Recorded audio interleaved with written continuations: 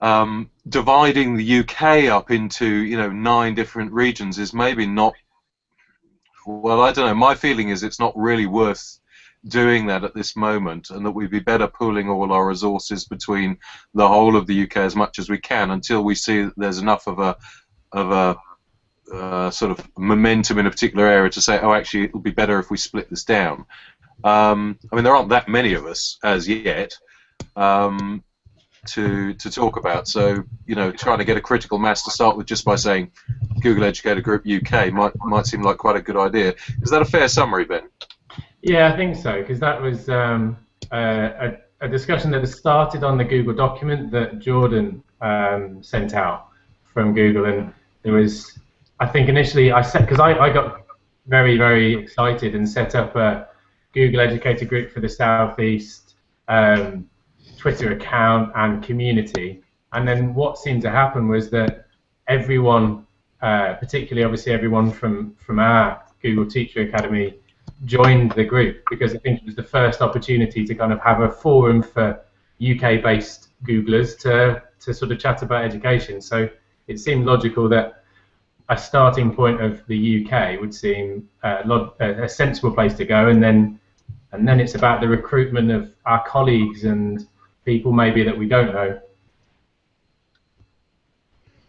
What do you think, Roger? Well, I think that's probably a good idea, because I've been sort of vaguely, loosely associated with the Midlands as well, until Ben put me correct and pointed to me towards the southeast. Apparently I'm in the southeast, not in the Midlands. I never know of Oxford. But there doesn't seem to be anything happening with the Midlands one much, so I think if it's a UK-wide thing to start with, that's probably not a bad idea, given the sort of distribution of people. Yeah, I mean, I don't know how many people are up in Scotland and Wales. I know there's a few down the southwest, aren't there? So, but I mean, to be honest, we can travel the whole length of the country in 8 hours, so it hardly seems worth subdividing it too much while we're still talking about, a few hundreds rather than thousands, Yeah, yeah. You guys planning any live get-togethers anytime soon, like in-person stuff? Say that again, Evan. Getting a group together somewhere in a physical get-together. In terms of events, I think that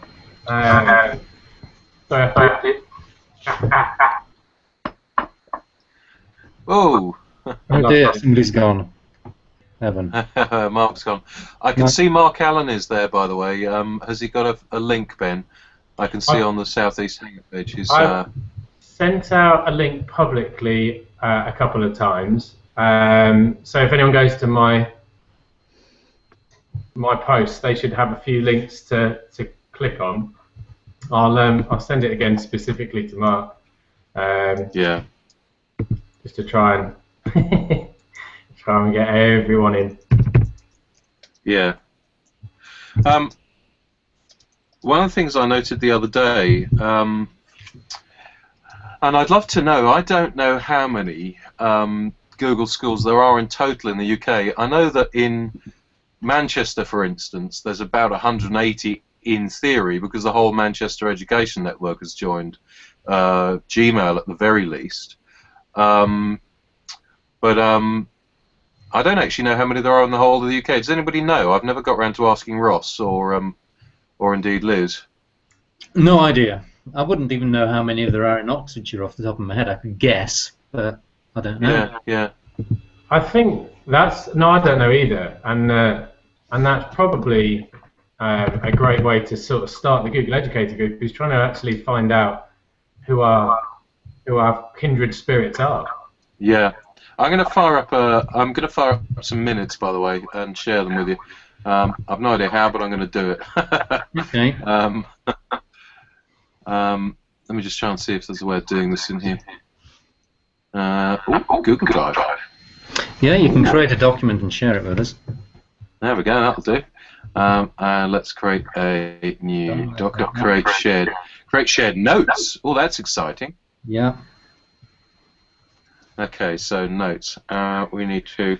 Oh, come on, machine. Right, so find out how many Google schools there are. There we go. Look at this. I've never kept minutes in my life. I thought I'd better start somewhere. My memory's getting worse as I get older.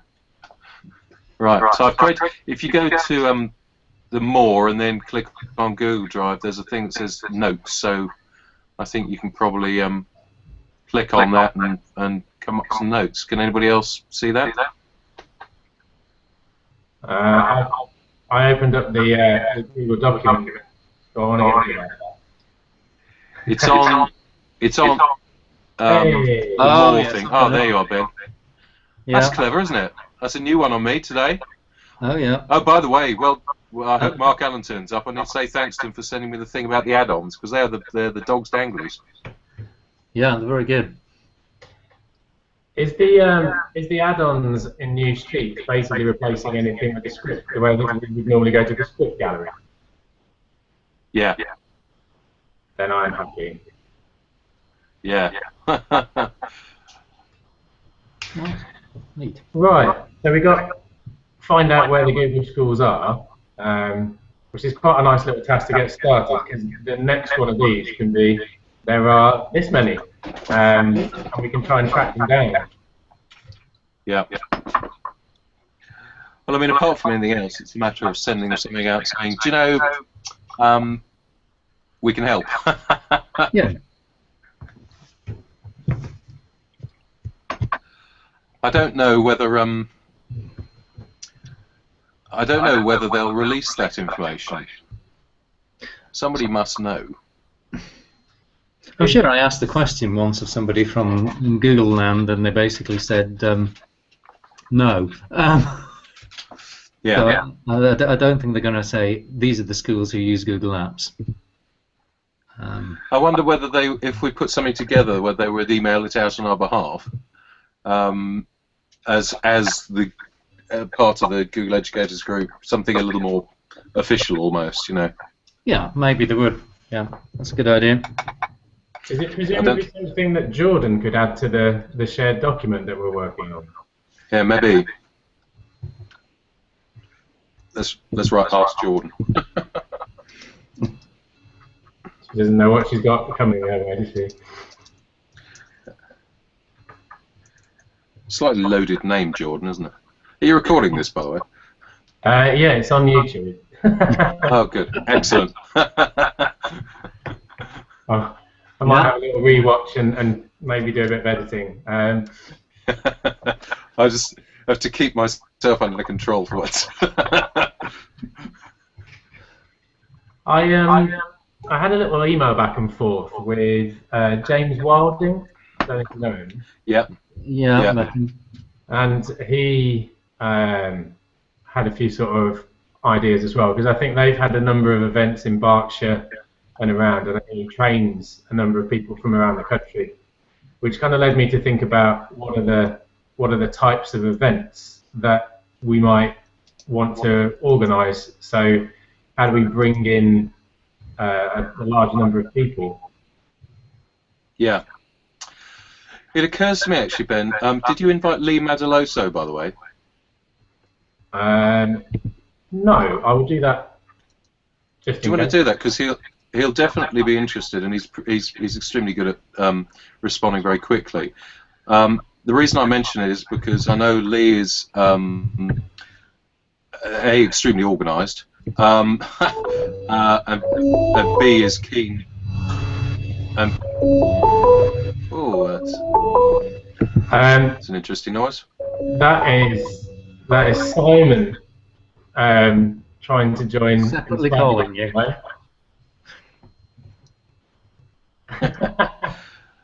I think you invite to the Hangout. Sorry, I'll deal with that one. You are. Yeah, okay. I was just going to say Lee is very organised, and I know he's keen to organise some conferences, and he already has been organising some conferences. He's got an event in Birmingham in June called OS Pedagogy, which is a great name for a conference. I know I'm speaking at it. I'm wondering, Ben, maybe are you going to speak at that as well? No, well, it's not something I plan to do at the moment. No, okay. But I know he's keen to get some things organised, and he might be a good man to get to sort of organise that, because he's already got the infrastructure to do it. And a sort of a company that does it and all that kind of thing. So. Few notes. So we talked about, well, how many Google schools are there? Therefore, what's the kind of the scope of the Google Educator group for the UK? Talked about starting with the UK as a whole, and then maybe sort of slimming down to regions as and when the numbers of people involved make sense. And we're kind of getting on to talking about events, because the spread of people who said they come along today, there's a fair amount in and around the southeast and London, a few obviously sort of more Cambridge way like Dan, and then just Simon out there by yourself in the northeast. So at the moment there seems to be a sort of a focus in particular areas, but maybe events can have a little tour around in order to get started. I don't know what people think on that one.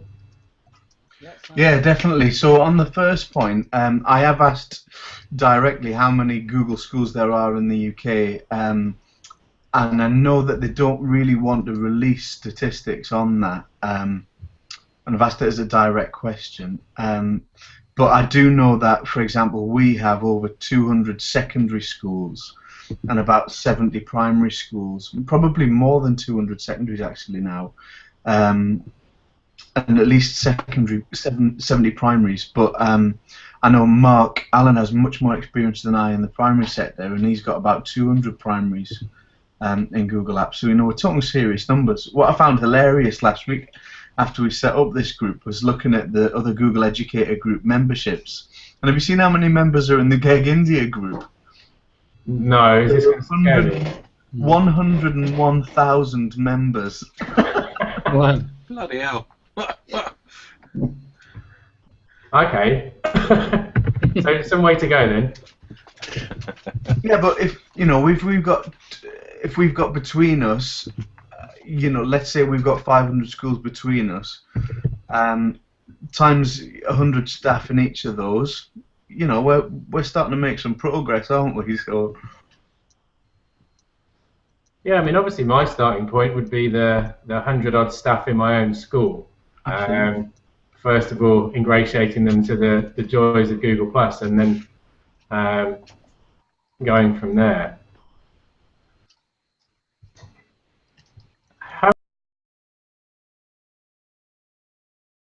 Our schools starting, I suppose, Roger, you're the first place to go. You've just really rolled out Google+ in your school, haven't you? Is that taking on? Yeah, no, we use it year 10 plus at the moment. We took it from the point of view of creating lots of subject or society or club-based communities, and yeah, students seem to be using it quite enthusiastically, really. We did an assembly where we launched Google Plus to year 10 and 11, and we got a little cheer at the end and a round of applause, and they're all really quite enthusiastic about it. So no, it seems to have gone down very well. They use it quite responsibly. I've yet to ban anybody from Google Plus, which is always encouraging. So no, it's working well, and people are just using it. A lot of people were worried about it, but yeah, it just works fine. So have to stake our claim for talking each time. Should you put our hands up? So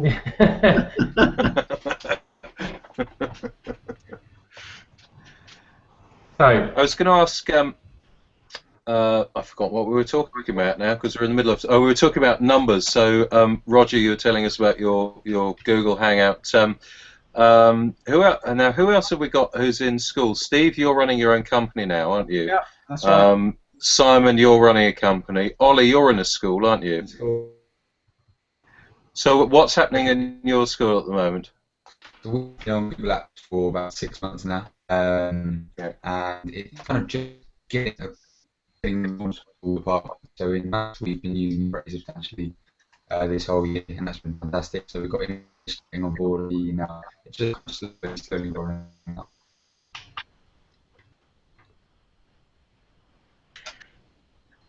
Did anybody else have a bit of a break-up on that, or was it just me and my terrible connection? No, I can understand it.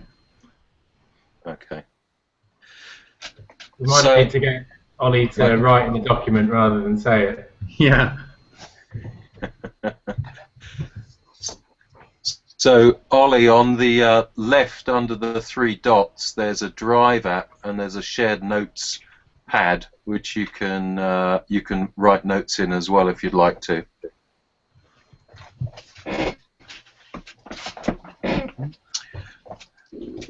So, at the moment is you probably those of you who know me, we've got whole bunch of Chromebooks at the moment, about 80 in total, I think, kindly supplied via C-Learning. Thank you, Ian. And it's been very interesting to see that working. We did a trial of iPads last year, which was interesting. But at the end of the trial, when we took them back, we said to the kids, you know, how'd you get on? They said, well, we kind of liked it, but we won't really miss it. Which was interesting in and of itself. And to be honest, with the Chromebooks, I can't prise them out of their fingers. They absolutely love them. And when I'm talking to them about it, they're just going, well, it just kind of works. You know, we can get on and we can do our work, and we can share it with the teacher, and it's really, really easy. And that's been quite a significant sort of step up in our Google Apps experience with the students. It's been very interesting. Can I ask, so Dan, you've got Chromebooks, and obviously Ian, you're very familiar with Chromebooks. Just a bit. Roger, do you have Chromebooks? We've got about, how many have we got now? 150, 160, something like that, and we've got a few boxes as well. So we got some Asus C720s from C-Learning the other day, which are great. Love them. And you know, they've gone down very well, as have all of the others, really. As Dan said, they're just reliable, they work, log on quickly, kids can get on with what they want to do really quickly. They love recording videos of themselves, and yeah, breath of fresh air. Mind you. Sorry, could I ask you a question about what your experience is between the Acers and the other devices you've got? Yeah, I mean, we've got the original Samsung Series 5, we've got some Samsung Series 3, the silver ones, we've got a few HP 11s, and we've got the Acers. We've also used some of the others as well. I've had a Toshiba. But yeah, the C720s are considerably faster. That would be the thing I'd point out. They've got a longer battery life, they've got a better screen than the Series 3, and they are, I mean, there's a significant difference in performance. You really notice it. They zoom along. They seem really, really quick machines to use. But then again, that goes for any of the sort of latest generation, the HP 14s or the Toshiba one. If you've tried the Toshiba one, they've all got basically the same internals, more or less. So the latest Intel ones are very quick. I've yet to try the new Samsung ones. So, and I'm looking forward to that. They're out this month. Yeah, I know. So we'll see. But C720 is probably my favourite at the moment because it's cheap and it's fast and it works. Ian, you were saying to me earlier that you can't get the C720s at the moment. Would you know when that's likely to change? Well, it's Roger took some 32 gig versions that miraculously became available, but but ACE are expecting the C72016s to become available sort of within about 3 to 4 weeks. But it's when they actually arrive, then we'll be able to ship them. That for the singleton that you've got. If you wanted to swap it over for an Acer, then just let us know tomorrow. All right, okay. Have you got any? Well, what happened was QVC decided to buy some non-standard Acers to sell on their shopping channel. They make them non-standard. They put 32 gig in rather than 16. But unfortunately, nobody on their afternoon coffee breaks wanted to buy them, so they came back into stock. But as everybody knows, tomorrow I'll get to play for the first time with the new Samsung Chromebook 2s, the 11 and sort of 13-inch. And of course, hands up for those, Roger, etc., who want me to bring them. I think I'm going to do a tour of schools over the next couple of weeks, just so people can try them out. May I ask as to the ways in which people have managed to fund the introduction of Chromebooks? Ours was Pupil Premium. Pupil Premium? Yeah, Pupil Premium was ours. So did you use the Pupil Premium to buy them for the Pupil Premium children, or to buy them for lots of people? Everybody. We did a one-to-one at special needs school, 100 Chromebooks. Okay, yeah, so yeah. About 28k. Yeah. Well, we just budgeted for them and made a case for them, really. I think when you look at the figures for replacing traditional machines against replacing them with Chromebooks, we've done some cost analysis, and there's a significant saving. Yeah. I think the biggest issue, I mean, I was sitting with my network manager today, is it's not really the cost of it, it's of the devices, it's the understanding of the technical and the business case for this as a whole. So where you're struggling with schools who have got Microsoft embedded sort of network managers and things, then actually they find it very, very difficult just to understand what the difference is. And that's the thing I'm really struggling with at the moment, despite having been using this forever. Unless you've got somebody within the school who really gets it, then it's tricky. Yeah, I've found by going straight to the authority and convincing them, that's a good way in. Well, the authorities, I mean, I'm in Cambridgeshire, the authority is a complete, it's a dead duck, if they've got anything, they've got a few primaries, but that's about it. I don't think they've got any of the secondaries left. Yeah. We're in a similar position in that I'm at a secondary school which is part of an academy chain.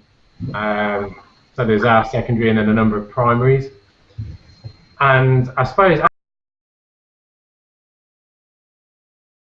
actually what we're just talking about segues very nicely into, Dan, would you be interested in talking about the aspects of leadership that we talked about? Yeah, Ian, you've heard me talking about this. Oli, you've heard me talking about this. When we went down to the GTA, this is the sort of little story. We sat there, and the first thing they said to us is, "Right, everybody, write up on a post-it note, believe it or not, and stick it on the wall. What are your problems with implementing Google technology?" And there were all these post-it notes all over the wall, and they all looked like technical problems. And I stood there, I looked at them, and just went, 99% of these are not technical problems at all, they're leadership problems. Because actually with the right leadership, all these technical problems go away because you're thinking in a different way. And the idea that I pitched to Google is that what we actually need is not a Google Teachers Academy, but a Google Educational Leaders Academy. Yeah. And I've been talking to Mark Ramos, who's the head of professional development for Google over in California, wherever they are. And they've sort of said, actually, that, you know, this is quite a good idea. That they're slowly figuring out how to do it, and thinking about it in terms of, you know, how do we make this into a sort of official course, and how do we tie it into the ISTE standards or similar, etc. You know, all these kind of. They're trying to think of it as almost like, you know, how do we deliver a sort of master's level course in this? I'm not entirely sure it needs to go in that direction first, more than just starting the conversation in the UK, because, you know, in the States there's the whole discussion about digital leadership, which we don't really have here in the UK. There's not a sort of a groundswell of discussion between leaders about the impact of digital technology. There's a bit of it, but it's not part of the sort of the big conversation. So really the idea is to start thinking about how do we promote this idea of what does digital leadership look like? How am I able to, as a leader in a school, understand enough that when my network manager says LANs or WANs or internet or cloud, that I know what he's talking about? And also, how do I tactically put it into the school? How do I drive teaching and learning using technology, and what are the benefits and why? So both strategic and technical and tactical levels of helping leaders figure out how do they take measured risks to improve their school environment. That's it, really. Simon? So do you think, to get to that point, we need to establish some really good case studies where leaders have hands-on experience of value-added using Google Apps? I think that's the stopping point at the minute. There are schools like, and I'm going to make a generalization and use the case study, but schools like Ben's where the senior leadership team, maybe assistant head level, are doing awesome things, but then the senior leaders aren't quite aware yet of the impact of that. Ben, there's that example, I apologise. But there are one or two schools that I know of, well, maybe a few more, where the heads are really engaged in that. But before we get to that point, we've got to as a community establish those case studies where a head teacher will say, "Look at how much more efficient I am than I am before you." Maybe. I think it needs to be a little more fundamental than that, because the case studies have a certain impact, but actually sitting down with another leader and being able to ask them and directly get from them what is the difference is really where we need to get to as quickly as possible, and for them to see the value of going to something like that. Yeah, but to get them out of their offices is where they've got to already understand part of the value of that. Otherwise, it's like asking someone to go to a chocolate firegirl conference. Maybe then, with the Google Educator group, then if we gather together a large number of educators using Google tools, maybe there's an opportunity to gather together a basic learning and teaching evidence. Sorry, I missed that then. Is anyone else getting echo? Yeah, I'm going to mute my mic for a second just in case. Try my best to write it down as 0.7, but it's basically, can the Google Educator group produce evidence for people to take away as to why it can be a benefit?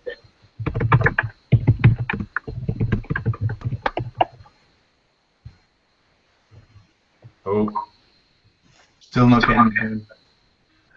I will write it down. I mean, I think your point, Simon, is very well made.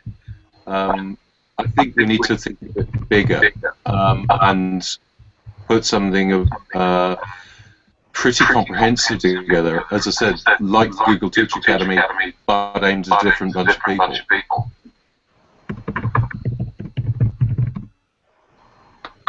And do you think just using the Google brand as the leverage to get people into what London offers will be enough to get people out there to have the right conversation? Is that I certainly know my head responded to it much more positively.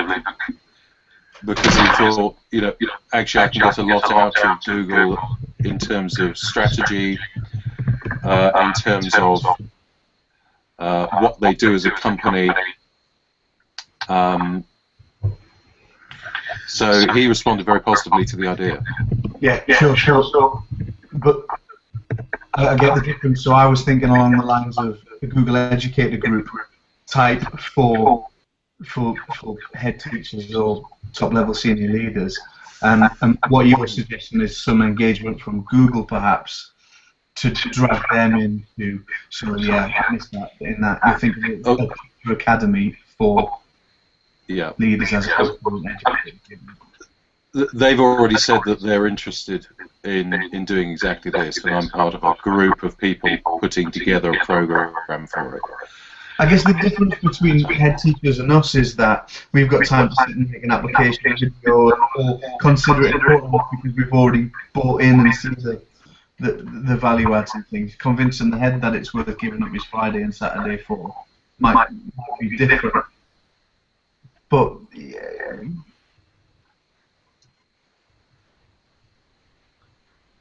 If I had it correctly, it's how do we get the heads to engage, yeah?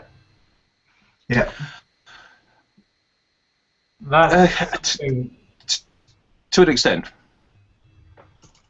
That's something that Dan and I we talked about briefly when I popped up to Cambridge, and it's something that, like,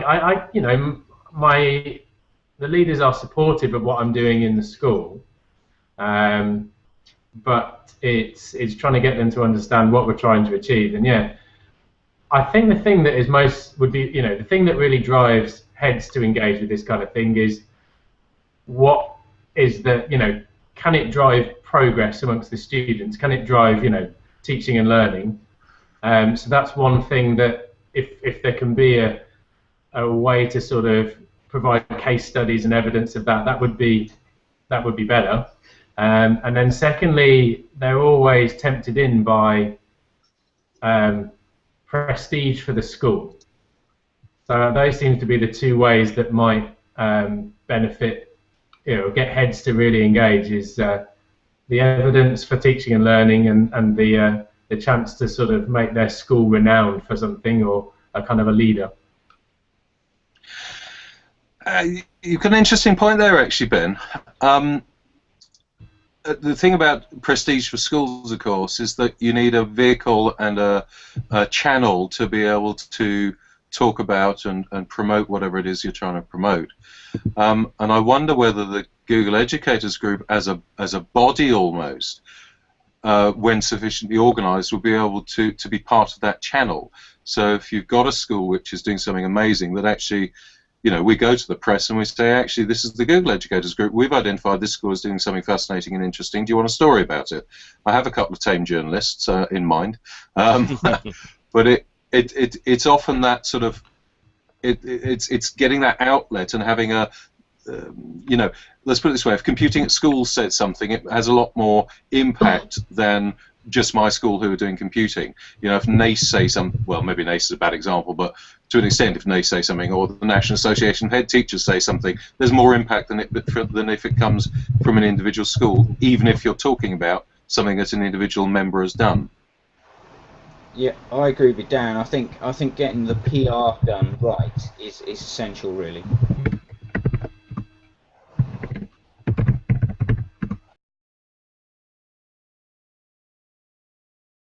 A monthly, maybe hangout like this, or is the next step to try and get an event?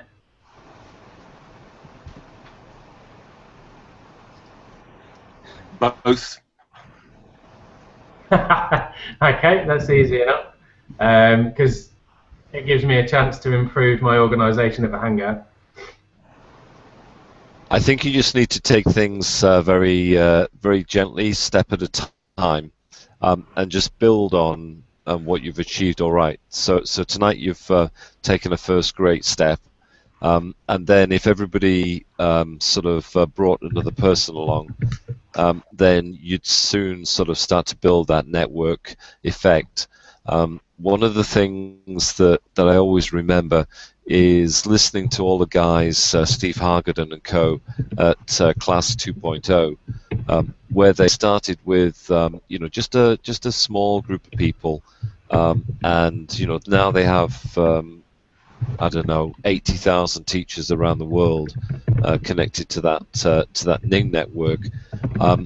And if I look at it, yes, I might go to the Class 2.0 site occasionally to find some information, but more often than not, I'll go and just check out what's happening on the session. Because sometimes there's some really great teachers giving some really great presentations on things I'm interested in. And you know, that might be Twitter for early years students. I don't know, you know, and I'll think, oh, that's really interesting. I wonder what that's all about. And you just sit there, have a 15-20 minute presentation, then a Q&A session. The whole thing gets recorded, and that becomes an asset for the group. And I'm sure amongst all the people that we've got here, there are, you know, I know from Roger, because he's already done loads of little videos on how to do this and that and the other. So you could always repeat those, Roger, couldn't you? Yeah, no problem. I'm happy to go over anything. Yeah, but I think there's two areas where everybody can help. How do I do stuff, as well as sort of the CPD sharing activity, and I think if we just concentrate on those, then we'll be helping people sort of improve their practice and get better. I think with trying to launch Google Apps at my school, I produced a load of instructional videos and things. I had this wild idea that would be everything sorted. So it would be nice to sort of have a way of giving them a second lease of life outside of the school. I think we're all willing to share. So I like that idea. I like that a lot. Yeah, I think the other thing is in primary schools it's different than secondary schools, and without stating the obvious, but in secondary schools, if you have a bunch of maths teachers, they're probably more interested in talking about Key Stage 3, 4 or 5 maths and the application of technology, rather than sitting in with chemistry teachers and geography teachers and IT teachers. So sometimes generic stuff works, you know, like how do you use WeVideo and Pixlr and whatever else, because they tend to be across the sort of subjects. But then other times it might be, you know, how can you use tools to do assessment in maths or remedial sort of recovery work or whatever else. And you know, as we come up towards exams, how can digital technologies help you with revision? These are very useful sort of pedagogy sort of tips and hints and whatever else, and people say, oh, I didn't realize you could do this, you couldn't realize you could do that.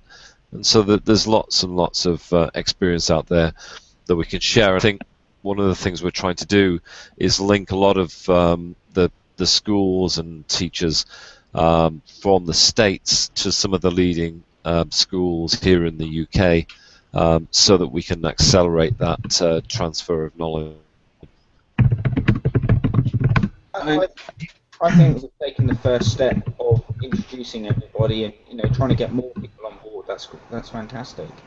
I have to say that I avidly read Dan's posts on Google+, and I find that an invaluable way of learning things.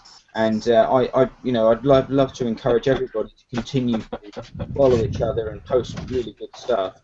You know, because it's making my life really easy, actually, Dan. I'm glad to hear that. Yeah, I don't have to do any work anymore. Yeah. But you know, seriously, Google Plus for me is just you know, I look at that feed a couple times a day, you know, and if we can all start to add each other to circles and things like that, bring people on board, I think that sort of news feed is essential for educators, and obviously meetings like this is essential. But certainly, as I say, I glean things daily from Google+. I find it absolutely invaluable. The thing I've noticed about this, I mean, I think the vast majority of the people I have in my circles on G+ are American educators for obvious reasons. But one of the things that I certainly noticed this at the GTA, and it's something I raised with Mark Ramos at Google as well, is that actually there is a very different flavour to education in the UK and Europe, and I think that we really need to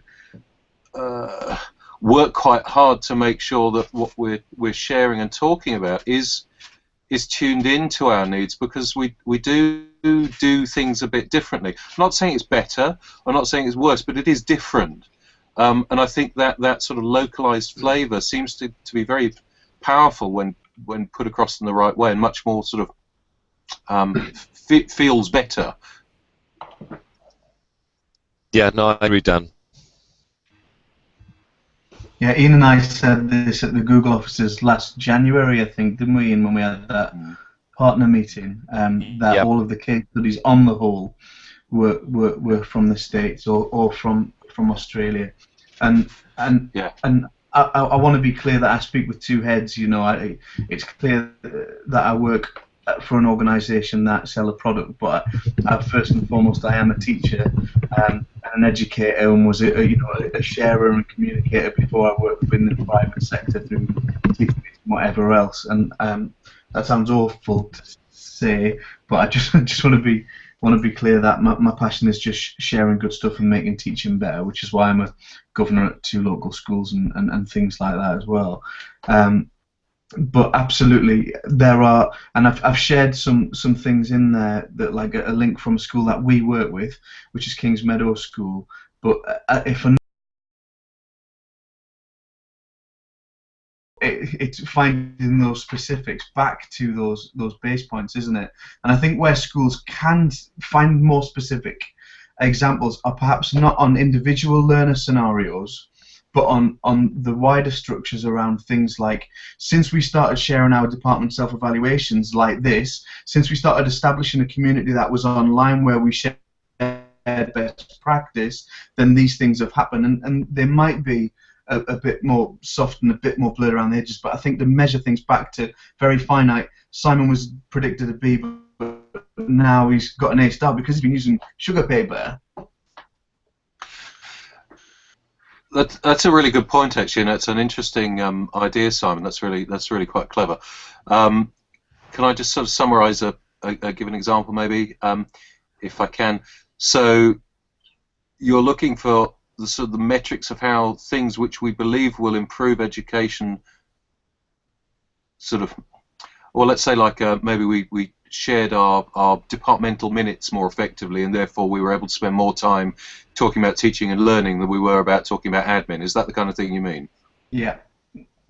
Yeah, I agree with what Simon was saying, that you can get qualitative improvements quite quickly.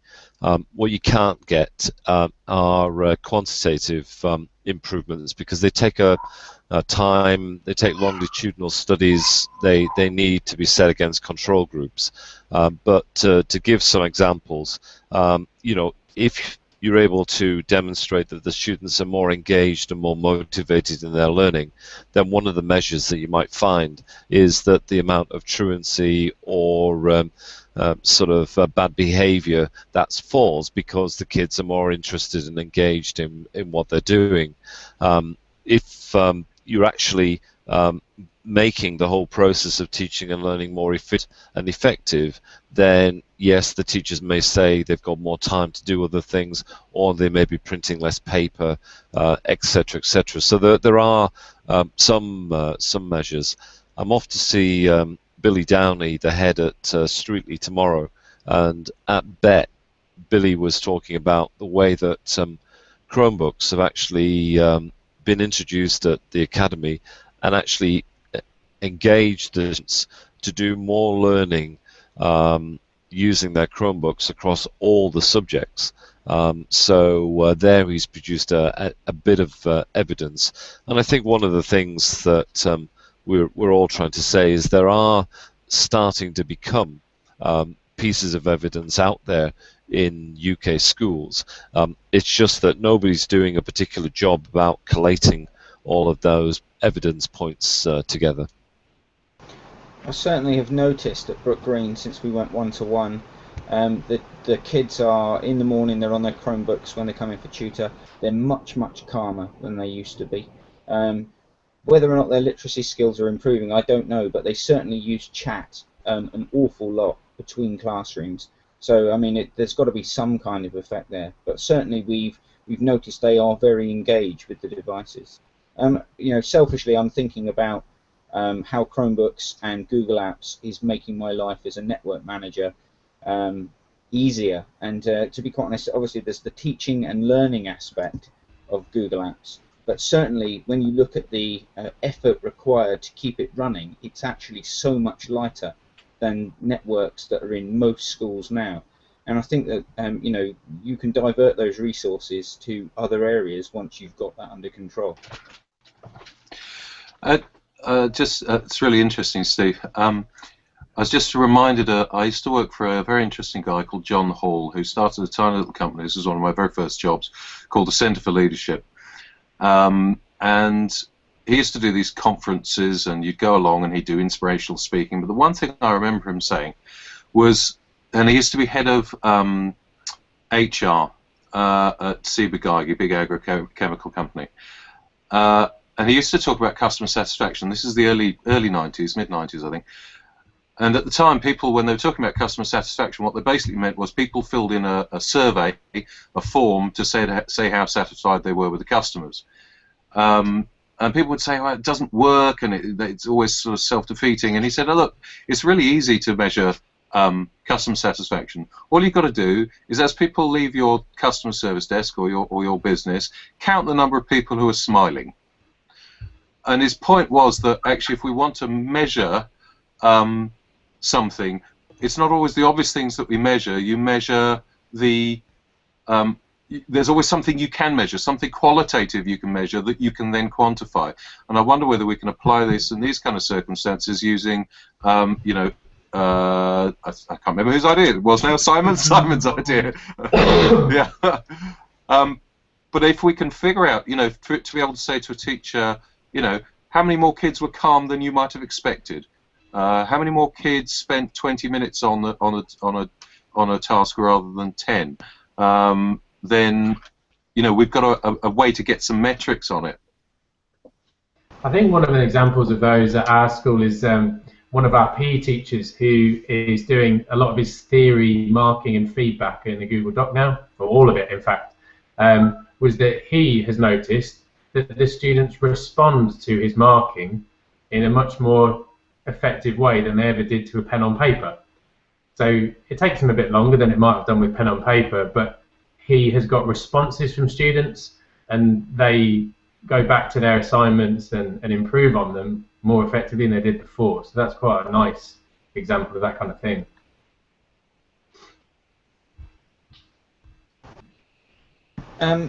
So are we saying that for an action that we want to try to find some metrics like that from schools that have implemented Chromebooks one-to-one, or in any number? I think a number of bits of evidence like that would be valuable for us all to take away, especially as we try and grow the number of people involved in the group. And there's other people, because I know I've spoken to other people who are sort of on Google Plus or on Twitter saying, how did you sell the Google Apps idea to your leadership team? And that could be a valuable tool for them. I wonder whether there's something we couldn't collectively put together, that we, you know, maybe 10 questions to ask of teachers in every school we can think of. Say, you know, if you did, you know, and it doesn't necessarily have to be Chromebooks, it could just be using Google Apps. The Chromebooks make it easier, but actually it's Google Apps we're talking about here. And say, in your class, if you're using Google Apps, what did you observe in this, and this category? And pull something together collectively, not just within our individual schools.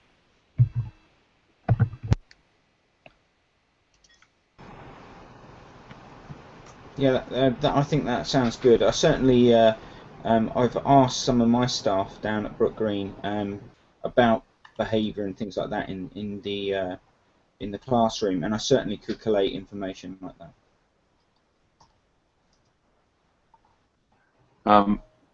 Ben, I wonder if you'd make a note for us to create a sort of unless anybody thinks that's a terrible idea, create a 5-point sliding scale quick questionnaire for any teacher using Google Apps that we can publicise and ask people to fill in. And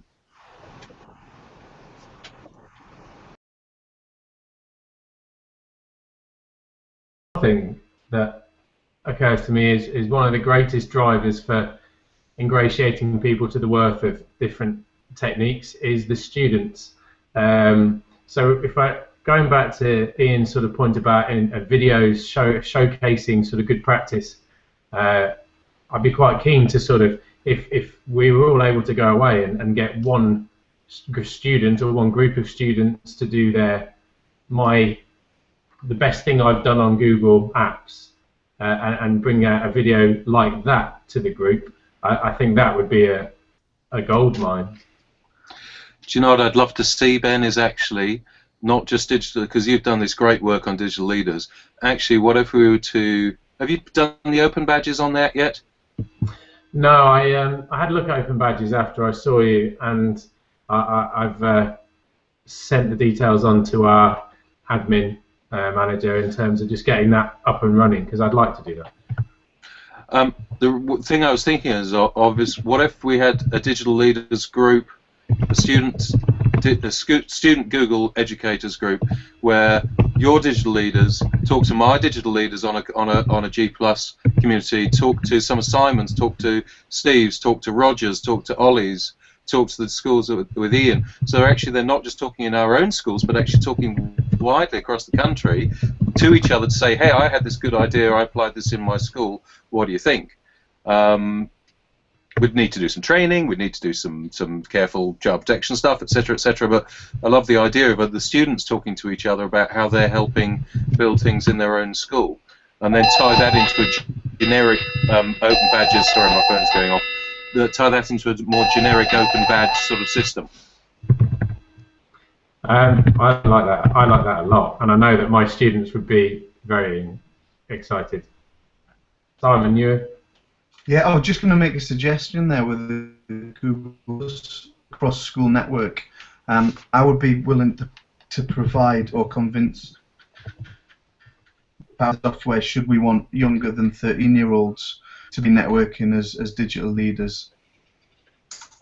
Google Plus, so we could give them a portfolio, but collectively, so that students from all of the schools come into one portfolio, share evidence and be controlled and safe way, maybe knowable. So if that's of interest, I've certainly got a number of schools that would be wanting to get with that.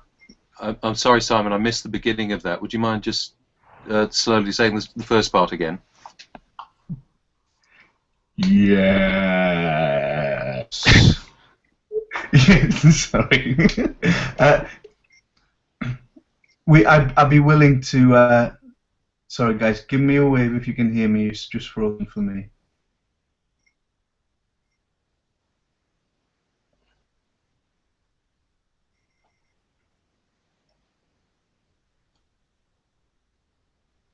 I can see you move, but everyone else is frozen.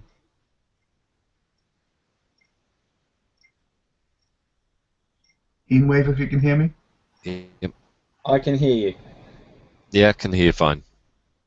Thank you, Dan. I can hear you but not see you. So I'll start again. I was suggesting that should you want to share with digital leaders under the age of 13, then I could provide a platform for that. I'm sure I can convince the guys at Real Smart to give a collective national platform for kids to come together with a secure, private kind of environment, if that's of use. And I was going to say, I mean, it's very, very kind, actually, Simon. It's a really nice thing to offer. I'm always keen to keep it very googly, if that makes sense. And and it's one of the reasons for thinking of GE+, and in some ways that even if it does mean that the under-13s can't necessarily directly feed into that, I mean, there's something like a blogger as well, but I think keeping it totally within that sort of environment seems to me a really powerful thing. I'm not saying I disagree that it wouldn't be a great idea. I'm not. No, I agree. I know to do that. Some bloggers, you're 13 plus 4. You'd be talking about pulling it down to sites, but then the schools want sites shared externally and all the rest of it. I don't know, but certainly let's explore it definitely, because it should be done. And I know that. Do we all know Christian Still? Yeah, I do. Chris, is it Kristen? Kristen, isn't it? Yeah. Is it Kristen? Sorry. Yeah, I haven't seen him for a while, but he did some amazing stuff with Google back in the day. Moodle, sorry, and he was an impressive guy. Can I ask a question about? I seem to recall at a meeting I was at some point, they were talking about the lockdown on Google Plus to make it so there were closed communities that for under 13s. Do we know where we are with that? Has Google give any feedback on that functionality? Nothing yet this week. They've locked down in terms of defaults, i.e. you can't share by default, but you can always change the default out of there. That's as much as I know. Others might know otherwise. Who would we need to talk?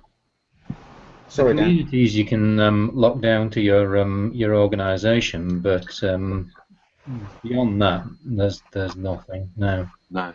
I mean, there is talk about creating a G+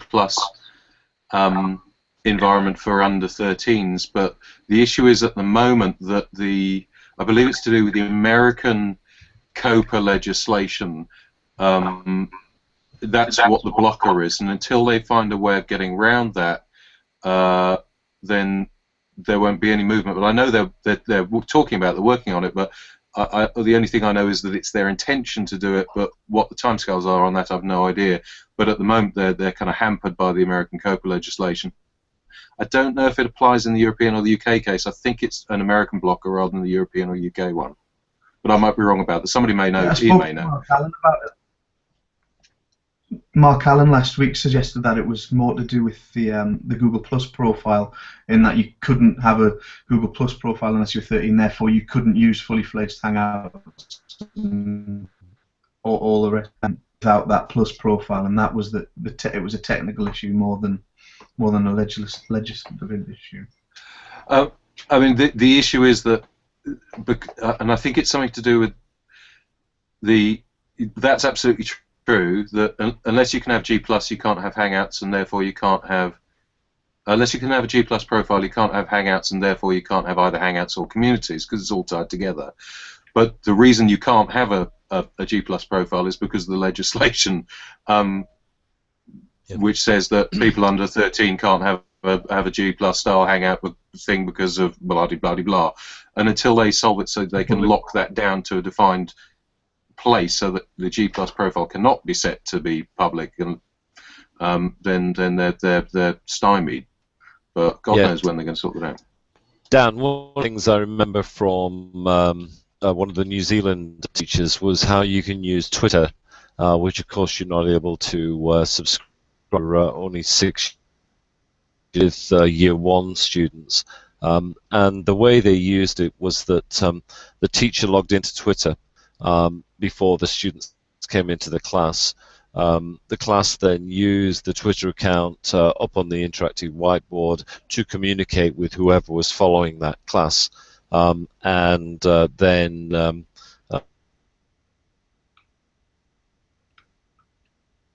following the students who were actually tweeting in the class. And you know, there are ways and means of actually managing, connecting digital leaders under the supervision of teachers around the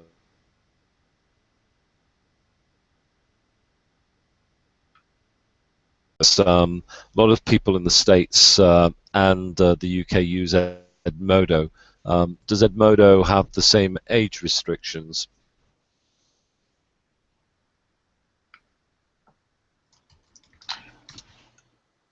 Last time I looked, like this. yeah, I think they can use it, but I don't know if they can do the social networking bit, which is. I don't think they could do the social networking bit under the age of 13 on Edmodo either, and that's the issue, isn't it? It's the publicly accessible nature of it, which is the problem for the under 13s. That's a good. I'm talking with the guys at Edmodo at the moment, so that out and let you know next time. I think generally we're all a bit confused. We don't really know the score there, so it might be an idea if we can try and find out. What we do know, the principle of digital leaders groups as well as widening out the group is a good one. I mean, what we do know for definite, Steve, is that the kids under 13 cannot use G+ in particular, and I think social networks in general, to publicly post stuff. So, you know, I don't know how that applies to Blogger though. It's just interesting, you know. But I think your point, Ian, about actually having it mediated. So, you know, let's think about the details of it. Let's say we've got a group of digital leaders, you know, who are year 10s, year 11s, year 9s, and some of year 8s, and actually then year 7s and 8s are given a junior digital leader badge, so that if they want to communicate socially, they have to do it with a partner or a mentor within their school, and they're the guys who post on their behalf, or they have a profile which is called whatever, digital leaders for, you know, Cow College or whatever it is, and they post as a group rather than posting as individuals. You know, there's ways around it, as you say, Ian, yeah. I think. Absolutely, and you just have to start the ball rolling. That's all you got to do.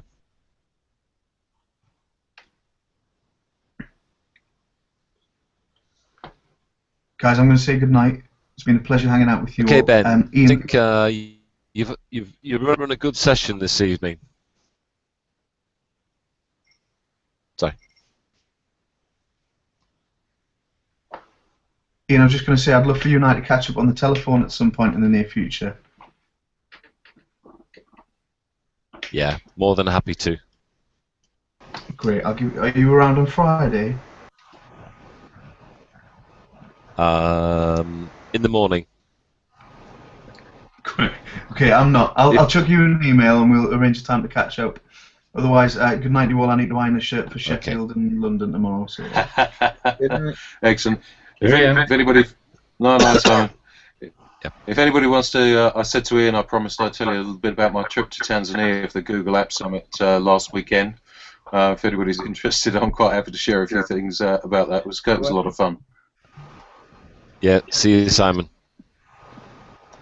Okay, come on, Dan. Then you've got 4 minutes. 4 minutes. Okay. So, has anybody else gone to one of Dan Taylor's Google App Summits? Nope. I went to the one in Halifax last year. Yes, okay. Yeah, that's right. Yeah. So it's a pity we've lost Evan, because Evan is hosting one in Frankfurt in May. It's in May, I think. So those of you who don't know, I flew to Tanzania for the weekend, last weekend. Mainly so I could say I flew to Africa for a weekend. But there's some amazing guys out there. And obviously a lot of them international schools. But if you can get on one of these summits, they're really title. Interestingly, the thing I took out most from it, so I'm just muting you guys so I don't get bounced back. One of the things I most enjoyed, we had a little session at the end where this chap who's sponsoring it said to us, he said, look, go around the room, shake hands with somebody you've not met to, and in 30 seconds tell them what you're going to do on Monday morning. and there's all these guys going around shaking hands and talking about all this technology stuff. And I shook hands with this guy. He's from Nairobi, I think. And he said, "What are you going to do?" And I said, "Do you know what I'm going to do? I'm going to go back and I'm going to tell people about how wonderfully friendly and engaged and positive about education all these African educators are. They're so excited about education and wanting to make a difference." And that for me was just absolutely fantastic. And we've got so much to learn as educators from them, because they've got this we want to do this, we want it to be great, we want to do the best for the children. That's a wonderful sort of positive vibe. And I kind of thought, actually, if we could bottle that and sell it and use it in our classrooms, we'd have some very happy children. If you get a chance to go to any of these, they're quite interesting. They're sort of real hotbeds of ideas and discussion. In some ways, more than the GTA. I found. I mean, I found there's a real there's a chance to sit down and talk and figure out what you wanted to do and choose your route through them. I've agreed with Dan. We're supposed to run one over here in the UK, and I'm going to try and see if we can't put something together in sort of south of England sometime this year. We kind of agreed to do it. We just haven't got round to it, but hopefully very soon we might do. At which point I think we probably need to get as many of the guys who've been on this Hangout tonight as possible there to come and talk to people about things we've been doing. So if anybody's interested, put your hand up. Anyway, that's it. Was that 4 minutes? Thereabouts. I probably need to start heading off as well, but I just wanted to draw attention to at the bottom of the document. I just put as potential actions, things that we said we might want to do before the next one. So I like the idea of creating an evidence base, so sort of sharing evidence that we're gathering from our schools about potential impacts, and being a bit more creative with the metrics we use. Creating the questions that Dan mentioned, sharing ideas. I've put my name next to the digital leaders thing. I'm obviously working with a group and expanding my group. I'm happy to sort of see what I can do about bringing a group of digital leaders together. I have some who are very happy on Google Plus and would do a Hangout, who are in year 11. And yeah, I just wanted to check everyone was happy with those kind of ideas, and ideally, if anyone wants to take one or two of those as something they can have a look at, then